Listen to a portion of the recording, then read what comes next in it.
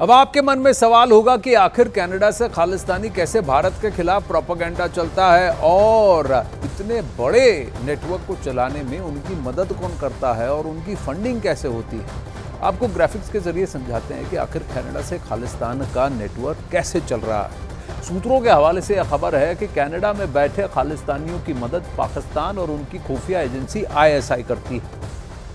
अब इनकी मदद से खालिस्तानी आतंकी ड्रग्स की तस्करी पंजाब में करते हैं। इसके लिए कभी सीमा पार से घुसपैठ की जाती है तो कभी ड्रोन का प्रयोग किया जाता है, ये देखिए। और फिर पंजाब में ड्रग्स के कारोबार से पैसे जुटाए जाते हैं और यही पैसा कनाडा में बैठे खालिस्तानियों तक पहुंचता है और इन पैसों का प्रयोग करके खालिस्तानी भारत के खिलाफ प्रोपेगेंडा चलाते हैं और ये खालिस्तानी साजिश रचते हैं। अब वहीं खालिस्तानी आतंक की कमर तोड़ने के लिए NIA ने गुरपतवंत सिंह पन्नू के खिलाफ एक नई रिपोर्ट तैयार की है, जिसके जरिए पन्नू पर शिकंजा कसा जाएगा। देश में कई जगह पन्नू के करोड़ों की संपत्ति जब्त करने के बाद NIA ने नया डॉसियर तैयार किया है।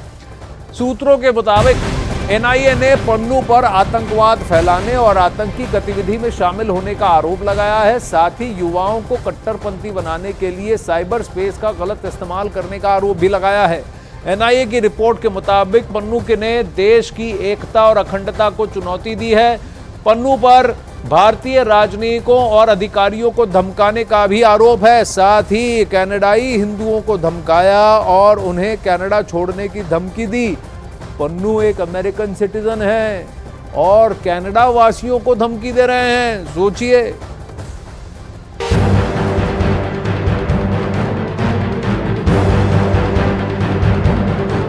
खालिस्तानी आतंकी गुरपतवंत सिंह पन्नू NIA के रडार पर है। वजह है भारत के खिलाफ आतंकी साजिश में शामिल होना। सूत्रों के मुताबिक खुफिया एजेंसियों ने पन्नू के खिलाफ नई रिपोर्ट तैयार की है।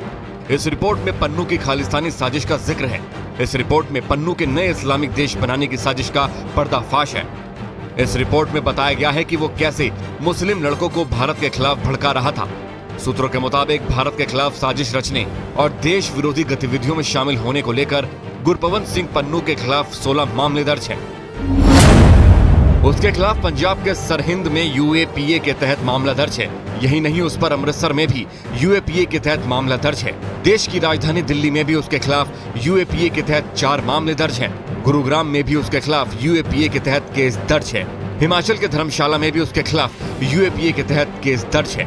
NIA ने भी उसके खिलाफ UAPA के तहत केस दर्ज किया है, क्योंकि दावा है कि गुरपतवंत सिंह पन्नू लगातार भारत के खिलाफ लोगों को भड़का रहा है और कई ऐसे इनामों की घोषणा कर चुका है जिससे भारत की छवि खराब कर सके और खालिस्तान का झंडा भारत में बुलंद हो।